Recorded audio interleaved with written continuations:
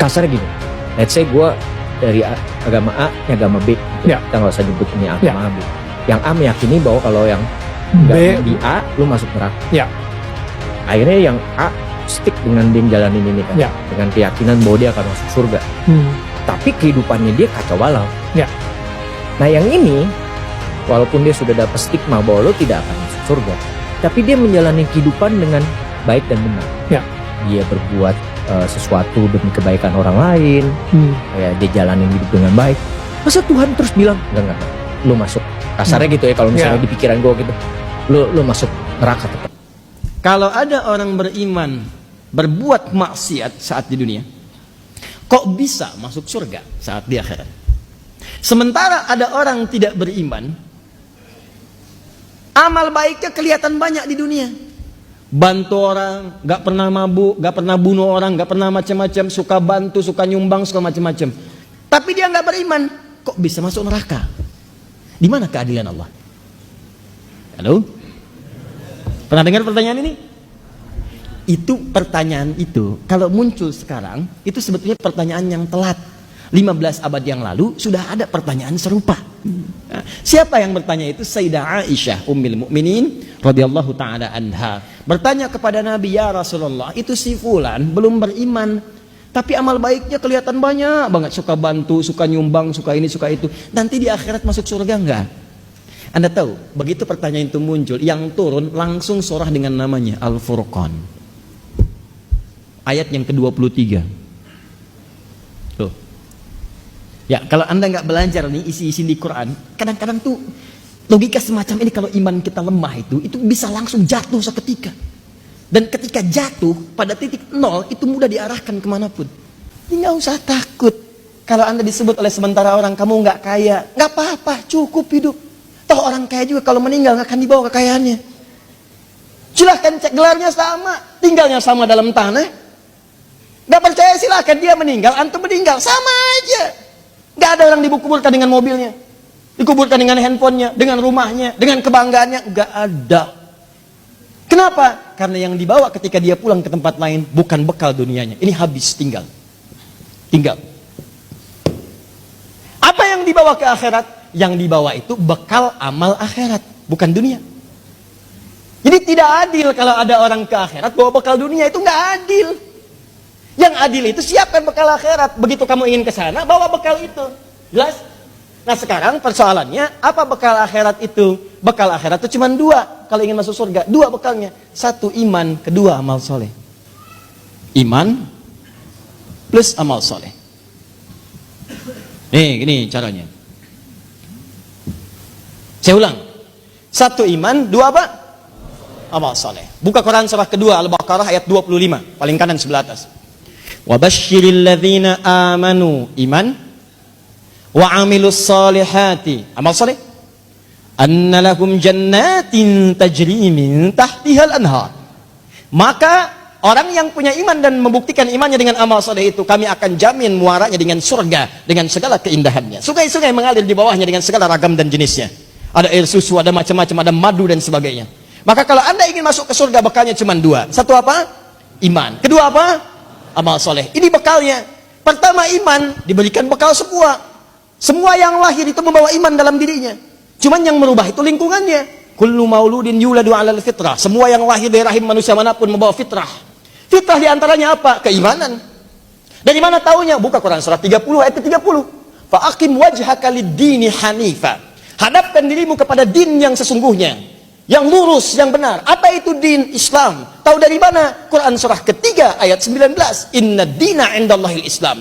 Teruskan ayat yang tadi. Fa'akim wajhaka lid-dini hanifa. Din Islam. Fitratallahi allati fataran nasa 'alaiha. Itulah fitrah yang Allah berikan pada setiap manusia. Dia orang itu semua lahir ada fitrah. Fitrahnya itu beriman. Cuman sayang kata Nabi, kullu mauludin yuladu 'alal fitrah fa abawahu yuhawwidani au yunassirani au yumajjisani. Maka lingkungan abawa itu bukan cuma orang tua. Kadang orang tuanya muslim, disekolahkan di tempat yang bukan islami, terbawa, pindah keyakinan, iman hilang. Itu jadi masalah. Gaul di tempat orang yang tidak beriman, ke bawah. Ngobrol, diskusi, ke bawah. Pindah, hilang keimanan. Itu bekal iman tidak ada, tinggal amal soleh. Apa bentuknya amal soleh? Nih, banyak. Setiap kegiatan kita berpeluang jadi amal soleh kalau dilakukan dengan iman. Contoh, mau duduk? Bismillah. Begitu saya duduk, itu kalimat bismillah ya, itu yang menjadikan duduk saya mendapatkan pahala. Itu yang disebut dengan amal soleh. Nah, yang jadi persoalan, yang tadi itu yang pengen ke surga, dia berhasil dengan aspek yang lain, buat baik. Cuman dia nggak punya iman. Iman itu yang menjadikan amal jadi soleh. Kalau nggak ada iman, amalnya tidak disebut soleh. Amal aja. Amal itu dibagi 3. 1 amal soleh, 2 amal salah, 3 amal aja. Apa itu? Amal adi namanya, adi aja, amal rutinitas. Baik dipandang baik oleh semua orang baik. Kalau soleh itu amalan yang dipandang baik oleh Allah, itu soleh. Makanya istilah soleh itu istilah dalam Islam, istilah dalam Quran. Ada di Quran surah ke-7 ayat 189. La in ataitana sholiha lanakunanna minasyakirin. Takwa istilah Quran, iman istilah Quran. Tidak ditemukan dalam hal-hal yang lain. Itu istilah Quran itu. Istilah Quran. Di ketika Anda mengatakan teman-teman, amal soleh, amal yang diridhoi oleh Allah. Kapan amal diridhoi oleh Allah? Ketika ada iman dalam mengerjakannya. Anda pun sholat kalau nggak pakai iman kelihatannya ibadah, tapi Allah nggak ridho, nggak jadi amal soleh. Bahkan disebut celaka. Fawailul lil musallin, celaka orang sholat. Yang sholat aja bisa celaka, apalagi yang nggak sholat. Itu kesimpulannya. Apakah semua orang sholat celaka? Tidak. Alladzina hum an sholatihim sahun, alladzina hum yuraun. Karena nggak ada iman, dia nggak pengen dilihat Allah, pengen dilihat oleh orang lain. Infak tanpa iman gagal, habis amalannya, ambil ditelan bah. Infak Anda, Masya Allah, 1 miliar, bikin kemudian pamflet dari Sabang sampai Merauke, bikin semua. Begitu dikerjakan, batal amalan, habis. Quran surah kedua ayat 264. Ya ayyuhalladzina amanu tubtilu shadaqatikum bil manni wal adha kalladzi yunfiqu malahu ria'an nas. Habis semua. Nah, teman kita ini dia lulus pada ujian yang lain, tapi tidak lulus dalam aspek keimanan. Sehingga amalnya tidak menjadi amal soleh, hanya amalan rutinitas saja.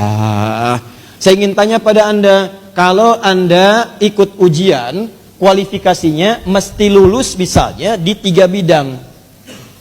1 tidak lulus, maka Anda tidak masuk. 1, awas, nilai Anda tidak terpenuhi, maka Anda tidak lulus. Nah, dari 3 bidang ini, Anda 1, 2 gagal, 1 lulus. 1-nya berhasil, 2-nya gagal. Kira-kira Anda dianggap lulus tidak? Tidak. Persoalannya ini dalam urusan keduniaan dia lulus, tapi dia tidak punya iman, dia gagal. Dan iman tidak bisa menjadikan amal ini menjadi amal soleh, dia gagal. Dia gagal di 2 ujian, walaupun berhasil di 1 hal.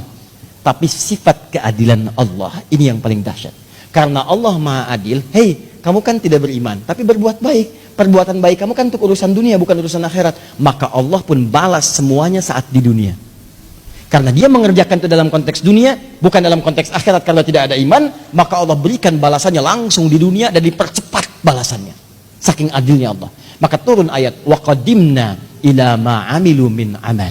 Quran surah ke-25 ayat 23. Kalau ada orang tidak beriman banyak mengerjakan kebaikan, dan karena tidak ada iman berarti kebaikannya urusan dunia, maka Allah pun balas dengan balasan dunia. Kata Allah, wa qadimna ila ma amilu min amalin faj'alnahu haba'an manthura. Maka saya percepat, kami percepat balasannya saat di dunia.